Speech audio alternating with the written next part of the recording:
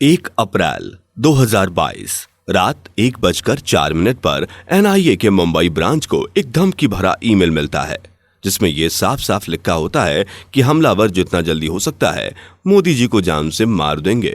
उसके साथ वह 2 करोड़ और लोगों को मारने वाला था। उसने यह भी कहा कि वो इस घटना के बाद आत्महत्या कर लेगा, जिससे घटना का कोई सूत्र नहीं मिल पाएगा। हालांकि ये ऐसी धमकी पहली बार नहीं है, ऐसे और भी कई सारी धमकियां पहले भी आ चुकी हैं।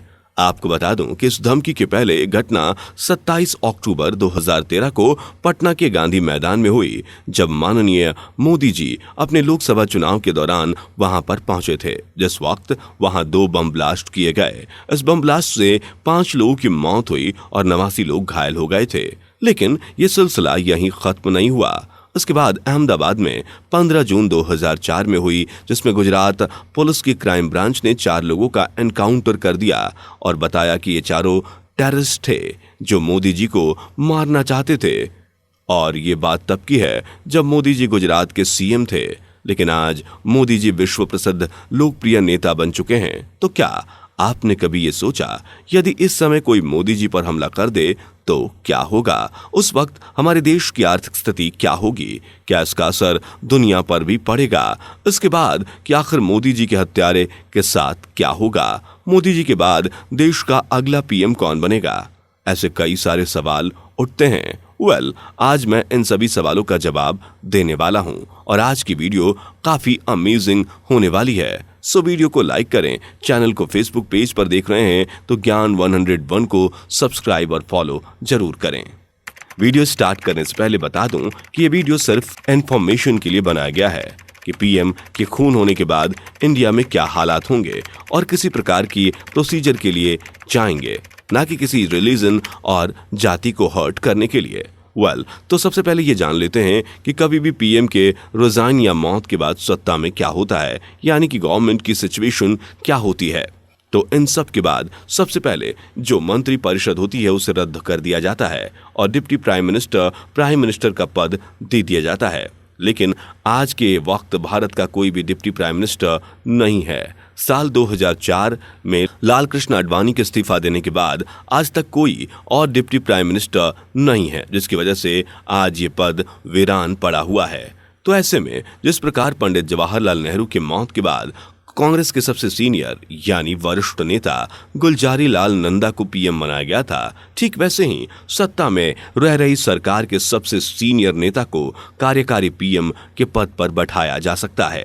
हालांकि इस प्रकार की कोई भी नियम नहीं है कि सरकार के सीनियर नेता को भी ये पदभार दिया जाए, लेकिन ये नियम पहले से ही चला आ रहा है। लेकिन ये नेता पीएम की कुर्सी पर तब तक ही बैठे होते हैं जब तक कि रूलिंग पार्टी अपना खुद का नेता नहीं चुन लेती।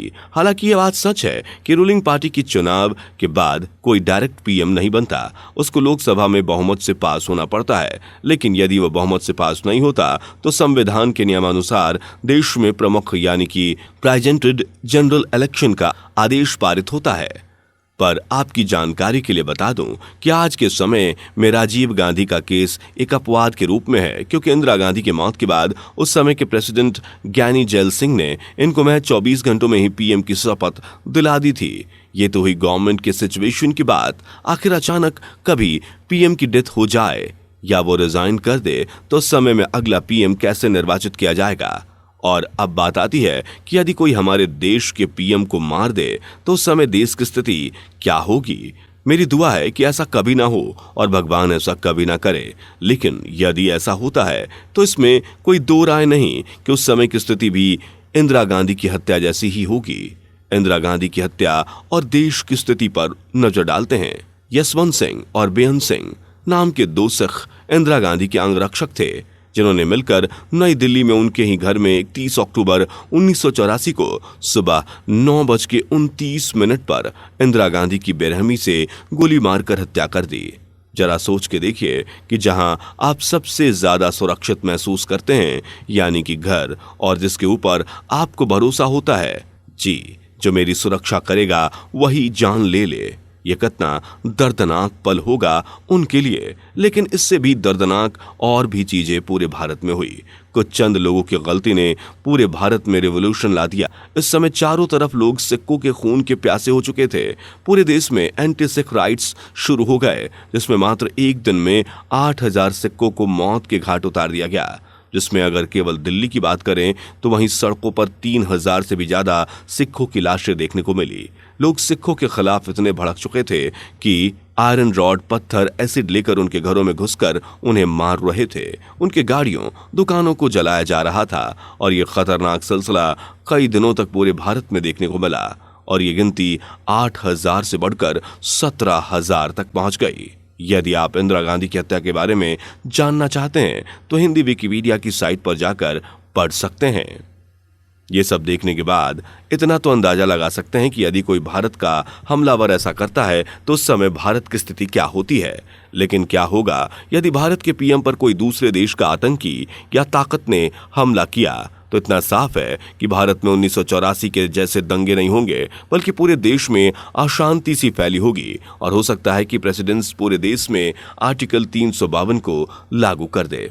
लेकिन ये क्या ऐसे ही छोड़ दिया जाएगा? तो नहीं, ऐसे में ज्यादातर संभावना है कि दुनिया में तीसरा वर्ल्ड वॉर स्टार्ट हो जाएगा, क्योंकि पहले वर्ल्ड वॉर होने का मौजूदा कारण भी कुछ ऐसा ही था। हुआ यूं कि साल 1940 में ऑस्ट्रो हंगेरिया और बोस्निया के बीच कुछ कहासुनी होने के कारण बोस्निया के लोग ऑस्ट्रो हंगेरियन को बिल्कुल भी पसंद नहीं करते थे और इसी बीच ऑस्ट्रो हंगेरिया के उत्तराधिकारी आर्चड्यूक फर्नांडन फ्रांज अपनी पत्नी के साथ बोस्निया आ गए और एक छोटी सी बात पर उनको और उनकी पत्नी को शूट कर दिया गया। इस बात से ऑस्ट्रियो हंगेरिया ने नाराज होकर जर्मनी के साथ बोंजिनियक के खिलाफ जंग छेड़ दी और ऐसे ही एक देश दूसरे देश के समर्थन में आगे आए और देखते ही देखते पहले विश्व युद्ध की शुरुआत हो गई।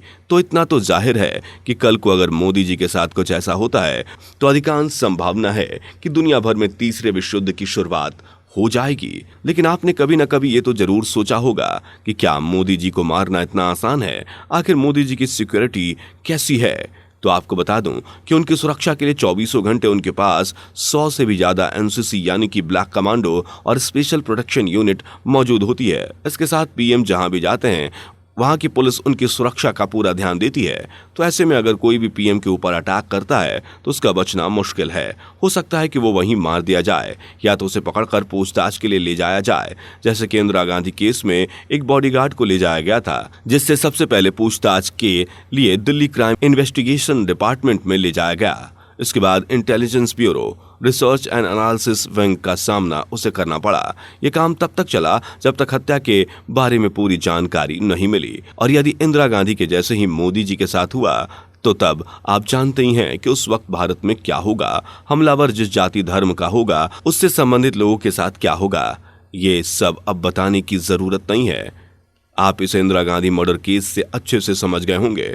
तो इसके बारे में आपको क्या लगता है? यदि कल हमारे देश के लीडर के साथ कुछ ऐसा हो जाए तो क्या होगा? कमेंट में जरूर बताएं। तो आज की वीडियो में बस इतना ही। वीडियो को लाइक और अपने दोस्तों के साथ शेयर कर, चैनल पर नए हैं तो चैनल को सब्सक्राइब कर लीजिए। मिलते हैं आपको अगले वीडियो के साथ, तब तक के लिए बाय। देश की सेवा करते रहें। जय हिंद, जय भारत।